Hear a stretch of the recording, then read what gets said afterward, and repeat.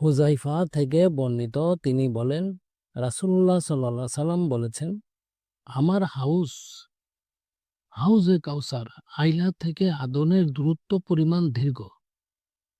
সেই মহান সত্তার কসম, যার হাতে আমার প্রাণ, আমি তা থেকে মানুষকে এমনভাবে তাড়াবো যেমন কোনো ব্যক্তি অপরিচিত উটকে তার পানির কূপ থেকে তাড়িয়ে দেয়।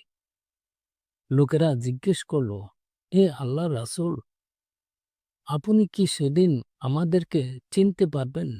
তিনি বললেন, হ্যাঁ, অজুর প্রভাবে তোমাদের চেহারা ও হাত পা থেকে উজ্জ্বল দ্যুতি ছড়িয়ে পড়া অবস্থায় তোমরা আমার নিকট উপস্থিত হবে। এটা তোমাদের ছাড়া অন্য কারো হবে না। সহিহ মুসলিম 490।